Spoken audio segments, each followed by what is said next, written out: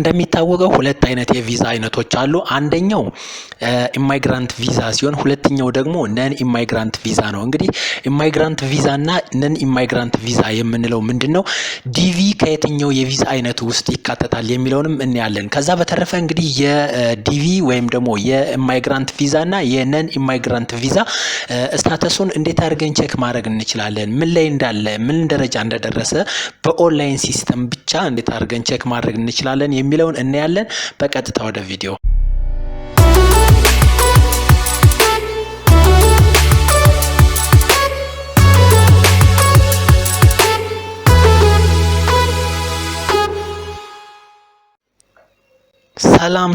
ሰላም ጤና ይስጥልን ውድ የኢቴክ ሚዲያ ቤተሰቦች እንደምን አላችሁ? ሁሉ ሰላም ነው? ሁሉ አማን ነው? እኔ ደህና ነኝ፣ እግዚአብሔር ይመስገን። እንግዲህ በዛሬው ቪዲዮአችን የምናየው የሚሆነው የቪዛ ስታተስን እንዴት አድርገን ኦንላይን ላይ ቼክ ማድረግ እንደምንችል ነው የምናየው ማለት ነው። እንግዲህ ሁለት አይነት የቪዛ አይነቶች አሉ። አንደኛው የነን ኢሚግራንት ቪዛ ነው፣ ሁለተኛ ደግሞ የኢሚግራንት ቪዛ ነው። እንግዲህ ኢሚግራንት ቪዛ የምንለው ያው ብዙውን ጊዜ የአፍሪካ ሀገራትና ሌሎች ከዩናይትድ ስቴትስ ውጪ የሆኑ ሀገራት የሚሞሉት በዲቪ አማካኝነት ሊያገኙት የሚችሉት ቪዛ ነው። ያ ማለት እንግዲህ ኢሚግራንት ቪዛ ነው። እንግዲህ እንደምትመለከቱት እዚህ ጋር ሁለት አይነት አለ፣ ነን ኢሚግራንት እና ኢሚግራንት ወይም ደግሞ በዲቪ በኩል የሚሞሉ ፎርሞች እንደምታዩቸው እንግዲህ እዚህ ጋር ተቀምጠዋል። እንደምታዩቸው ዲኤስ 261 ፔመንት እንዲሁም ዲኤስ 260 እና እንዲሁም ቼክ ማድረግ የምትችሉበት ሳይት ተቀምጧል ማለት ነው። ለነን ኢሚግራንት ደግሞ እንደምታዩት ዲኤስ 260 አያስፈልግም፣ ነገር ግን ዲኤስ 160 የተባለው ይሞላል ማለት ነው። ዲኤስ 160 ማለት ኦንላይን ነን ኢሚግራንት ቪዛ አፕሊኬሽን ነው። ዲኤስ 260 ማለት ደግሞ ኦንላይን ኢሚግራንት ቪዛ ኤንድ አላይን ሬጂስትሬሽን አፕሊኬሽን ይባላል። እንደገና ደግሞ እንግዲህ ለነን ኢሚግራንት እንደምታዩት እንግዲህ ዲኤስ 1648 ይሞላል ማለት ነው። እንደምታዩት ኦንላይን ኤጂ ኦር ኔቶ አፕሊኬሽን ይባላል እንደምታዩት ማለት ነው። ሌላኛው እንግዲህ ቼክ ማድረግ የሚቻላል ይሄንን ስታተስ ማለት ነው። ስለዚህ አንድ ሰው ኢንተርቪው ጨርሶ ሁሉ ነገር ፕሮሰስ ከጨረሰ በኋላ የዲቪውን ቀን ብቻ ነው የቪዛውን መምጫ ቀን ብቻ ነው የሚጠብቀው ማለት ነው። ስለዚህ ይሄ ቪዛ ምን ደረጃ ላይ ነው የደረሰ የሚለውን እንዴት ቼክ እንደምታደርጉ በሚገባ አሳያችኋለሁ።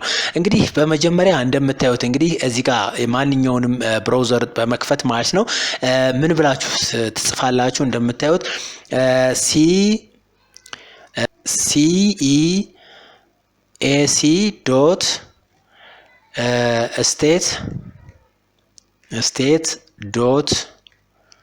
CEAC.state.gov ትሉና ኢንተር ትሉታላችሁ።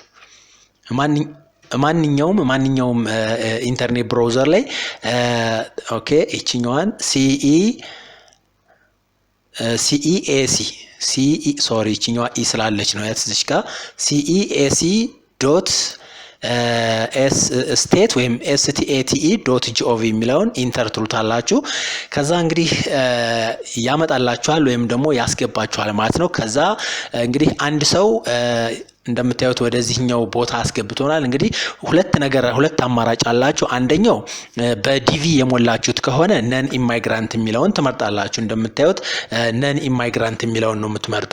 ወይም ደግሞ ከዲቪ ውጭ በሆነ በሌላ አካሄድ ከሆነ ደግሞ ነን ኢሚግራንት፣ በዲቪ ከሆነ ኢሚግራንት፣ በዲቪ ካልሆነ ደግሞ ነን ኢሚግራንት ትሉትና አሁን በዲቪ ከሆነ እንደምታዩት እንግዲህ ኢሚግራንት የሚለውን ትመርጡና ቼክ ማይ ቪዛ ስታተስ አፕሊኬሽን የሚላለ እሱን አንድ ጊዜ ክሊክ ታረጉታላችሁ። እኔ ለእናንተ እንዲመች ራይት ክሊክ አድርጌ ኦፕን ሊንክ ኢን ኒው ታፕ ብለዋለሁ ማለት ነው። አሁን እዚህኛው ላይ ይወስደኛል ማለት ነው። ስለዚህ እኔ አሁን በዲቪ በኩል ፕሮሰሴን ጨርሼ ምናልባት እንግዲህ የቪዛ ስታተስ እየጠበቅኩኝ ከሆነ በዚህ ነው ቼክ ማድረግ የምችለው። ፕሊስ በጣም ወሳኝና ጠቃሚ መረጃ ነው ማለት ነው። ከዛ እንግዲህ እንደምታዩት ቪዛ ስታተስ ቼክ ይላል። እንደምታዩት እንግዲህ አንድ ቪዛ ቼክ ለመደረግ ምን ያስፈልገዋል ማለት ነው። እንግዲህ እንደምታዩት ቪዛ አፕሊኬሽን ታይፕ የታወቀ ነው። ኢሚግራንት ቪዛ ወይም ደግሞ ዲቪ ነው። ይሄንን የናንተ ነን ኢማይግራንት ከሆነ ኢማይግራንት በሉት። ነን ኢማይግራንት ከሆነ ግን ችግር የለውም ኢማይግራንት ላይ ነው። ከዛ እንደምታዩት እንግዲህ ኢማይግራንት ቪዛ ወይም ደግሞ ኬዝ ነምበር፣ ኢማይግራንት ቪዛ ኬዝ ነምበር እዚህ ላይ ነው። በቃ አሁን እንግዲህ ዞሮ ኬዝ ነምበር ካላችሁ ኬዝ ነምበራችሁን ማስገባት ነው ማለት ነው። ኬዝ ነምበር እንግዲህ የሌለው ቪዛ ጠባቂ የለም። ስለዚህ ኬዝ ነምበር ያስፈልጋችኋል። የሚያስፈልግ እዚህ ጋር እንግዲህ ይሄንን ስታተስ ቼክ ለማድረግ ኬዝ ነምበር ነው። ኬዝ ነምበር ለምሳሌ የሆነ ኮድ ካለው አላቅም ግን 12000 ሊሆን ይችላል። ለምሳሌ 12000 ሊሆን ይችላል። ኢንተር ዘ ኮድ አሾውን ይላል። እንደምታዩት እንግዲህ ይሄንን ኮድ ይሄን ካፕቻ አስገቡት ይላል። እንደምታዩት እዚህ ጋር እንደምታዩት 8R8HRN እዚህ ጋር ማስገባት ነው። ይሄንም ማለት ነው እንደምታዩት 8 ካፒታል የሆነውን ካፒታል አር አሁንም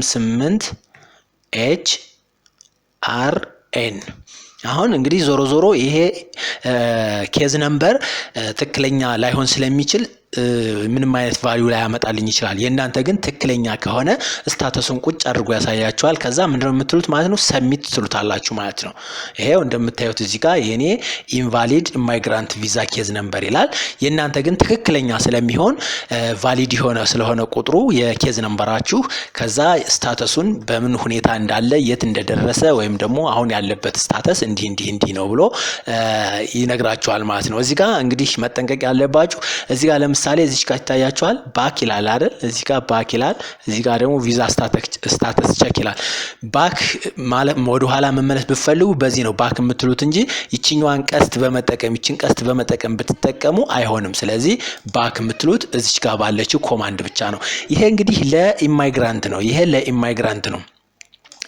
ለነን ኢማይግራንት ደግሞ የሀገር እንድትመርጡ ይጠይቃችኋል። ለምሳሌ ይሄንን ቼክ ላድርግላችሁ። እንደምታዩት ቼክ ማይ ቪዛ አፕሊኬሽን ስታተስ ይላል። ራይት ክሊክ አድርጌ ኦፕን አልኩትኝ።